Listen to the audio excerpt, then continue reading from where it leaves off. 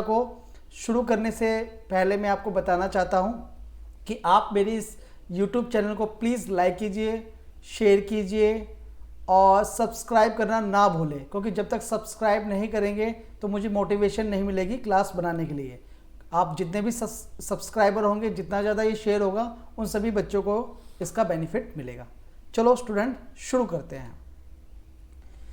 देखिए, ये है जीन पियाजे। इनका जो जन्म हुआ था वो 1896 में हुआ था और 1980 में इनकी मृत्यु हो गई थी। इनका नाम जीन पियाजे। ये एक विश्लेषणात्मक वैज्ञानिक है, ठीक है, मनोवैज्ञानिक है ये। और इन्होंने जो एक्सपेरिमेंट किए थे वो अपने बच्चों पे ही किए थे। चलिए इसके बारे में जानते हैं। देखिए, पियाजे के अनुसार अपने प्रारंभिक जीवन में, ये अपने हैं, ध्यान रखना, अपने बालक अपने प्रारंभिक जीवन से ही अनुकूलन करने लगता है। अनुकूलन का मतलब होता है वो अपने वातावरण, जो उसका वातावरण है, जिस वातावरण में उसका जन्म हुआ है, उसके अकॉर्डिंग वो रहने लगता है। आपने देखा होगा कि अगर गरीब घर का बच्चा अगर गरीब घर में जन्म लेता है, वो उसके अकॉर्डिंग पल बढ़ जाता है। अगर अमीर घर का बच्चा अमीर घर में जन्म लेता है तो वो उसके अकॉर्डिंग डेवलपमेंट उसका हो जाता है। अगर एक टीचर का बच्चा है तो वो उसके अंदर जो उसका एनवायरनमेंट होगा वो उसके अकॉर्डिंग ढल जाएगा। उसी को हम बोलते हैं अनुकूलन। वातावरण के साथ सामंजस्य करना ही अनुकूलन कहलाता है। जब बच्चा वातावरण में किसी भी उद्दीपक परिस्थितियों के सामने होता है तो उस समय उसकी विभिन्न मानसिक प्रक्रियाएं अलग अलग कार्य न करके एक संगठित होकर कार्य करती है और ज्ञान अर्जित करती है। यही क्रिया हमेशा मानसिक स्तर पर चलती रहती है। मान लीजिए कोई उद्दीपक है, उद्दीपक का मतलब है कोई भी वस्तु है। मान लीजिए हम यहाँ पे कोई भी चीज़ ले लो, कोई ऑब्जेक्ट है और ये कोई एक बच्चा है। तो जब इसने इस ऑब्जेक्ट को देखा तो ऑब्जेक्ट को देखने के बाद उसके दिमाग में ना बहुत सारी मानसिक क्रिया चलती रहती है और वो अलग अलग ना होकर एक संगठित रूप से चलती है। मतलब मान लीजिए अगर ये कोई मैं एक एग्जांपल देता हूँ कि मान लीजिए ये गमला है, ये एक गमला है और ये स्टूडेंट इसको देख रहा है। तो जब ये बच्चा इसको देखेगा तो ये इसके अलग अलग पार्ट को नहीं देखेगा कि ये इसका गमला है, इसके अंदर मिट्टी है, ये इसके अंदर फूल है, ये पौधा लगा हुआ। ये इसके संगठित रूप को देखेगा, नहीं पूरे रूप को ही देखेगा, पूरे ऑब्जेक्ट को ही देखेगा। और यही मानसिक क्रियाएं इसके अलग अलग कार्य नहीं करती कि फूल को अलग देखेगा, मिट्टी को अलग देखेगा, गमले को अलग देखेगा। ये पूरे को एक साथ देखेगा, संगठित रूप से देखेगा। और ये क्रियाएं, ये मानसिक क्रियाएं हमेशा चलती रहती है, ऐसा जीन पियाजे जी का मानना है। सबसे पहले हम ये जानने की कोशिश करते हैं कि संज्ञान क्या होता है। संज्ञान का मतलब होता है समझ। क्या होता है? समझ। संज्ञान विचार, अनुभव और ज्ञानेंद्रियों के माध्यम से ज्ञान प्राप्त करने और चीज़ों को समझने की मानसिक प्रक्रिया है। यानी कि हम किसी चीज़ से जो ज्ञान प्राप्त करते हैं, किससे करते हैं? ज्ञानेंद्रिया। कितने प्रकार की ज्ञानेंद्रिया होती है? 5 प्रकार की। कौन कौन से होते हैं ज्ञानेंद्रिय बताइए? आँख, नाक, त्वचा, ठीक है, और सूंघ के, आँख से हम देखते हैं, नाक से सूंघते हैं, और आपका ये हो गया मुंह जिससे हम बोलते हैं, और कान जिससे हम सुनते हैं। ये 5 ज्ञानेंद्रियों के माध्यम से हम कोई भी ज्ञान को अर्जित करते हैं और उससे समझते हैं। इसके माध्यम से हमारे मन में विचार पैदा होते हैं। जब हम इन ज्ञानेंद्रियों का यूज़ करते हैं और देखते हैं, सुनते हैं, तो वो चीज़ हमारे दिमाग में क्लिक करती है और हमारे दिमाग में क्या पैदा होता है? विचार पैदा होता है। और किसी चीज़ के बारे में पूर्व अनुमान भी लगा पाते हैं। यानी कि मैंने आँख से गाड़ी देखी, गाड़ी देखने के बाद मैंने पूरी गाड़ी देखी, तो हम उसका जो विचार हमारे दिमाग में पहले से हो गए तो हम उससे लिंक करेंगे, पूर्वानुमान लगाएंगे। अच्छा, जिसके 2 टायर होते हैं, 4 टायर होते हैं, आगे 2 बल्ब होते हैं और जो घन घन की आवाज़ करते हैं उसे गाड़ी कहते हैं। तो ये पूर्वानुमान लगाते हैं किसके माध्यम से? ज्ञानेंद्रिय, जो जिस ऑब्जेक्ट को हम देखते हैं। ज्ञानेंद्रिय के माध्यम से हम बाह्य जगत को जानने और समझने की जो कोशिश करते हैं उसे संज्ञान करते हैं। ज्ञान इंद्रिय, जो ये 5 ज्ञान इंद्रिय मैंने बताई, इसके माध्यम से जो हमारा एनवायरनमेंट है और जो बाह्य जगत यानी जो बाहरी दुनिया है, जो बाहरी दुनिया है उसे देखने और उसे जानने समझने की कोशिश करते हैं, उसे ही हम क्या कहते हैं, संज्ञान कहते हैं। तो संज्ञान का अर्थ होता है जानना। क्या होता है संज्ञान का अर्थ? जानना। और जीन पियाजे ने 1923 में, माफ करना, ये 1923 में अपनी पुस्तक लिखी the language and thought of the child, यानी कि बच्चे की जो भाषा है और बच्चे कैसे सोचते हैं, the end thought of child, यानी कि बच्चे कैसे सोचते हैं, बच्चे कैसे सोचते हैं, ये पुस्तक उन्होंने लिखी। कई बार एग्जाम में पूछ भी लिया जाता है। ठीक है दोस्तों, चलिए आगे बढ़ते हैं। अब हम बात करते हैं जीन पियाजे का जो संज्ञानात्मक विकास का सिद्धांत है। और जीन पियाजे ने अपने बच्चे, और इसके जो मैंने पहले भी बताया, इनके जो बच्चे थे, एक का नाम लॉरेंट था, एक का नाम ल्यूसीन था, जैकलिन था। इस पे उन्होंने बहुत एक्सपेरिमेंट करे और एक्सपेरिमेंट करने के बाद ही उन्होंने पुस्तक लिखी थी 1923 में। पुस्तक का क्या नाम था? पुस्तक का नाम था the language and thought of the child, यानी कि बच्चे भाषा और भाषा कैसे सीखते हैं और बच्चे कैसे सोचते हैं, ये पुस्तक उन्होंने लिखी थी। तो चलिए दोस्तों बात करते हैं उन्होंने क्या सिद्धांत दिया था। सबसे पहले उन्होंने सिद्धांत दिया था कि जब भी बच्चा संज्ञानात्मक विकास करता है या डेवलप करता है अपने आप को, जैसे बच्चा फिर एक एज के बाद, तो वो उसकी स्टेजेस उन्होंने बांट दी। तो पहली जो स्टेज बताई उन्होंने बोला संवेदी पेशी अवस्था, जिसे बोलते हैं हम सेंसरी मोटर स्टेज। ये जन्म से 2 वर्ष तक रहता है, जन्म से 2 वर्ष तक रहता है। और इस एज में बच्चा किसके माध्यम से सीखता है? ज्ञान इंद्रिय के माध्यम से। किससे? ज्ञान इंद्रियों के माध्यम से सीखता है। फिर जब वो दूसरे वर्ष में जब वो दूसरे स्टेप में यानी दूसरे स्टेज पे आता है, उसे हम बोलते हैं पूर्व संक्रियात्मक अवस्था, प्री ऑपरेशनल स्टेज, जो कि 2 से 7 वर्ष तक होती है। इसी स्टेज में बच्चा स्कूल जाता है। इसे क्या बोलते हैं हम? पूर्व बाल्य अवस्था भी कहते हैं, पूर्व बाल्य अवस्था भी कहते हैं। और यही अवस्था खिलौनों की भी आयु कहलाती है। किसकी? खिलौने की आयु भी कहलाती है। और इसी अवस्था में बच्चा भाषा सीखता है। क्या सीखता है? भाषा सीखता है। ध्यान रहेगा सर। इसके बाद जो नेक्स्ट तीसरा स्टेप है वो है मूर्त संक्रियात्मक अवस्था, कॉन्क्रीट ऑपरेशनल स्टेज, जो कि 7 से 12 वर्ष तक होता है। इसे बोलते हैं उत्तर बाल्य अवस्था, उत्तर बाल्य अवस्था। इस अवस्था में बच्चा है ना, गणित के जो सवाल है वो धीरे धीरे सीखना शुरू कर देता है, क्योंकि आपको पता है 7 साल का जो बच्चा होता है वो करीबन तीसरे से चौथी क्लास में होता है। तो अब वो छोटे छोटे जो जटिल जो सवाल होते हैं उसको करना शुरू कर देता है। और बच्चे अब समूह बनाना शुरू कर देते हैं, समूह या ग्रुप बनाना शुरू कर देते हैं और ग्रुप में खेलते हैं, दोस्त बनाना शुरू कर देते हैं और दोस्तों में रहना ज़्यादा पसंद होता है इस साल के उम्र के बच्चों को। ये मैं थोड़ा सा ब्रीफ में बता रहा हूँ, डिटेल्स के लिए मैं अलग क्लास लेके आऊँगा, क्योंकि इसके अंदर बहुत सारे पॉइंट हैं। अगर सिर्फ एक ही स्टेज को हम पढ़ाने लगे तो उसी के अंदर आधा घंटा लग जाएगा, क्योंकि मैं चाहता हूँ कि आपको ऑब्जेक्टिव और कॉन्सेप्ट क्लियर हो जाए, इसलिए मैं ये क्लास करा रहा हूँ। और चौथा स्टेप है इसका औपचारिक संक्रियात्मक अवस्था, जो कि होते हैं 12 से लेकर 15 वर्ष तक, यानी कि 5वीं से लेकर 8वीं कक्षा तक होती है। इसमें बच्चों की भाषा समृद्ध हो जाती है और बच्चा आपका भौतिक और अभौतिक दोनों रूप से सोचना शुरू कर देता है। चलिए बात करते हैं अब इसके अंदर क्या क्या होता है। देखिए, संवेदीय पेशी अवस्था, इसको इंद्रिय जनित अवस्था, जिसको सेंसरी मोटर स्टेज भी बोलते हैं, जन्म से 2 वर्ष तक, इसमें क्या क्या होता है? इस अवस्था में शिशु अपनी संवेदनाओं तथा शारीरिक क्रियाओं के माध्यम से सीखता है।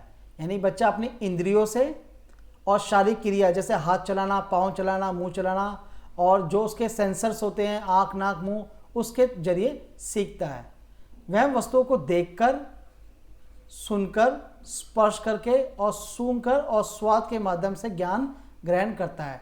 अगर बच्चे को पता नहीं होता, छोटा बच्चा, जब आप उसे कभी नींबू चटाएंगे ना, तो जब फर्स्ट टाइम चटाएंगे तो उसको बड़ा अजीब सा लगेगा और वो अलग अलग एक्सप्रेशन जब आएगा, ठीक है। और जब आप उसको दूसरी या तीसरी बार ये चटाएंगे तो उसे ये चीज़ अनुभव हो चुकी होगी, तो वो उतने ज़्यादा रिएक्शन नहीं करेगा। तो बच्चा इन चीज़ों के माध्यम से सीखता है।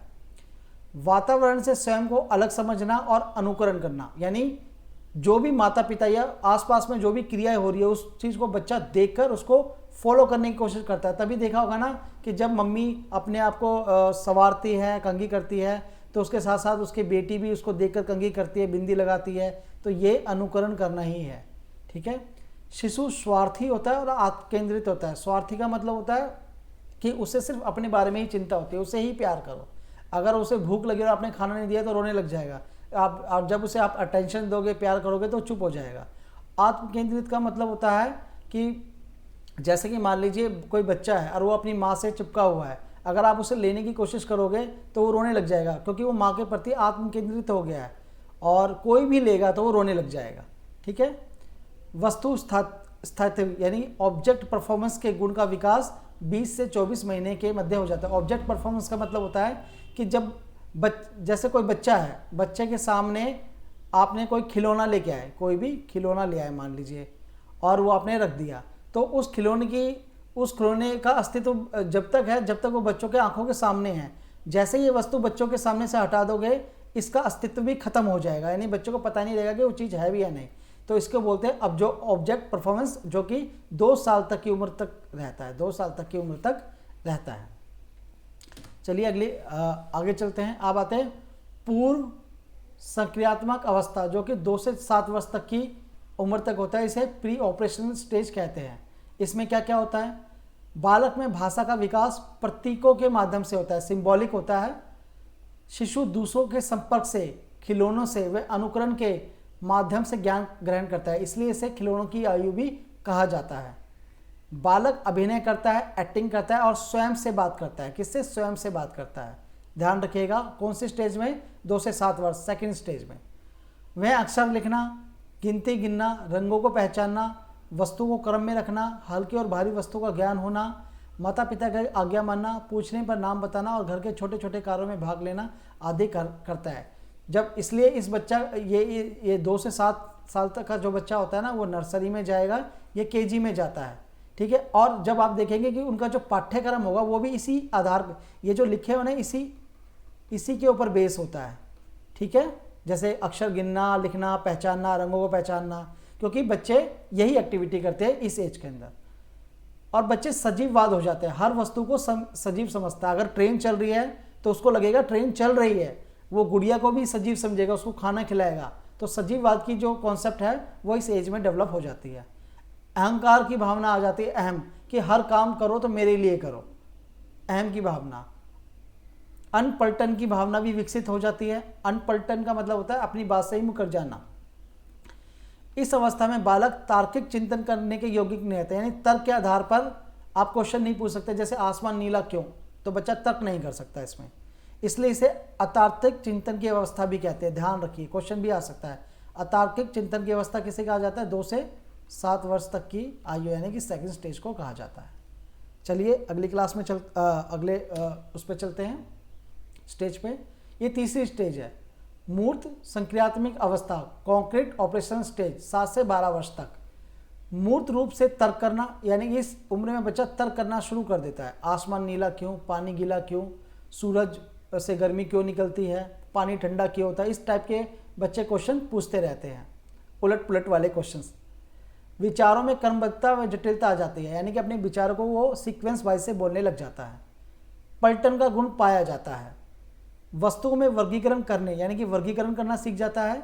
संबंध स्थापित करना सीख जाता है, मतलब 4 कंचे हैं तो 4 कंचे किसके बराबर होंगे वो बच्चा बता देगा, 1 2 3 4 ऐसे, तो वो संबंध स्थापित करना लग जाएगा। पहचानना और तुलना करना भी स्थापित करने की शक्ति का विकास हो जाता है। तो इस स्टेज में क्या होता है? वर्गीकरण, संबंध स्थापित करना, पहचानना और तुलना करना। इस अवस्था में चिंतन की शुरुआत हो जाती है, यानी कि बच्चा सोचना शुरू कर देता है, लेकिन उसका चिंतन केवल मूर्त प्रत्यक्ष होता है। इसका मतलब जो चीज़ फिजिकली उसको दिख रही है उसके बारे में ही चिंतन कर सकता है, जो चीज़ उसको नहीं दिख रही उसके बारे में वो चिंतन नहीं कर सकता। जैसे आप उससे क्वेश्चन पूछोगे, भगवान क्या है, भगवान कौन है, हम पूजा क्यों करते, तो इसके बारे में वो सवाल का जवाब नहीं दे पाएगा, क्योंकि वो प्रत्यक्ष नहीं, अप्रत्यक्ष है, अभौतिक है।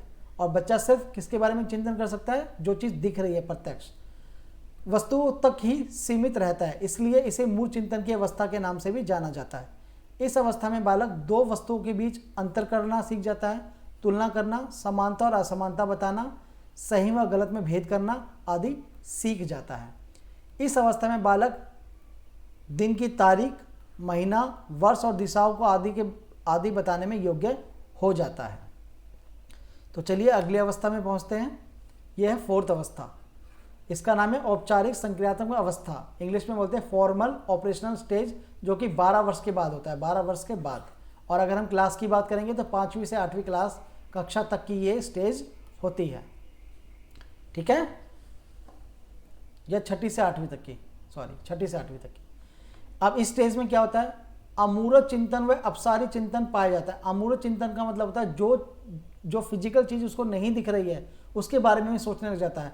मेरे दोस्त ने मुझसे झूठ क्यों बोला, मेरा दोस्त इस समय क्या कर रहा होगा, ये सारी बातें वो सोचने लग जाता है। अपसारी चिंतन का मतलब होता है क्रिएटिव थिंकिंग उसके अंदर आ जाती है, चीज़ों को बनाना, क्रिएट करना। निगमन तर्क का विकास हो जाता है। निगमन तर्क का विकास हो जाता है। निगमन तर्क में आपको पता ही होगा कि एग्जाम्पल से थ्योरी की तरफ आना, ठीक है।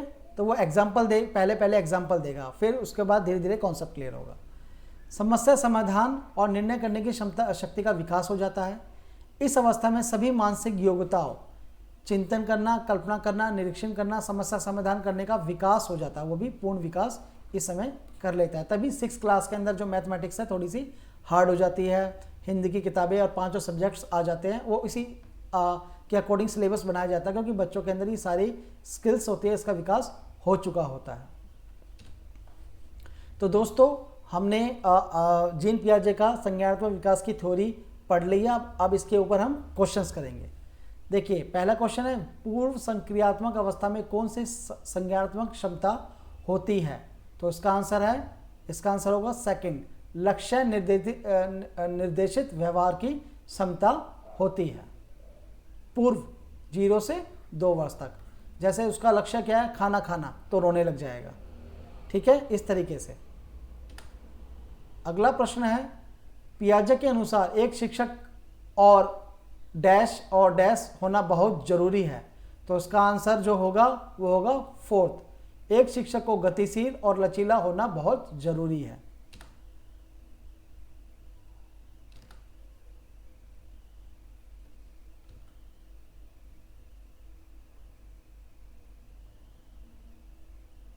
एक मिनट रुकिए, सिस्टम हैंग हो गया है।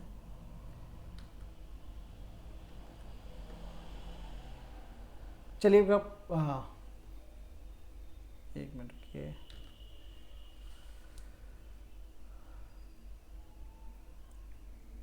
तो इसका आंसर होगा फोर्थ।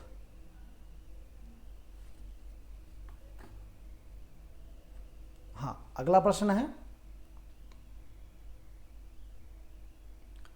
जीन पियाजे के सिद्धांत में क्रमबद्धता किस संदर्भ में प्रयोग हुआ है? तो उसका आंसर है वस्तु की किसी एक आयाम में जैसे लंबाई पर आधारित क्रम में देना, इस संदर्भ में प्रयोग किया गया है।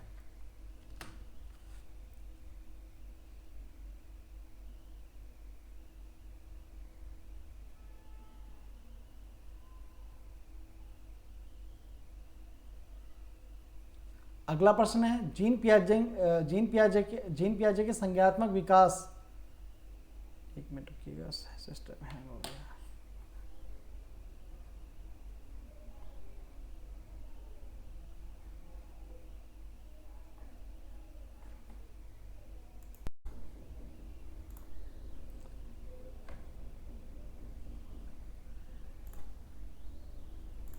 तो दोस्तों थोड़ा सी टेक्निकल प्रॉब्लम आ गई थी, तो चलिए शुरू करते हैं क्लास को दोबारा से, और जो हम क्वेश्चन कर रहे थे वो करते हैं।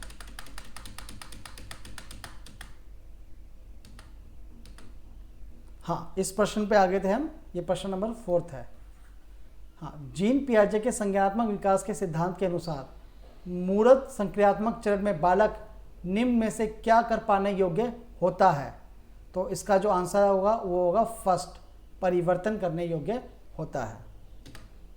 क्वेश्चन नंबर 5वां करते हैं, बच्चों के बौद्धिक विकास की 4 विशिष्ट अवस्थाओं की पहचान की गई है। किसने की है? तो सबको पता है, ये जीन पियाजे जी ने की है। क्वेश्चन नंबर 6 करते हैं। पियाजे के अनुसार संज्ञानात्मक विकास के किस चरण पर बच्चा वस्तु स्थायित्व को प्रदर्शित करता है?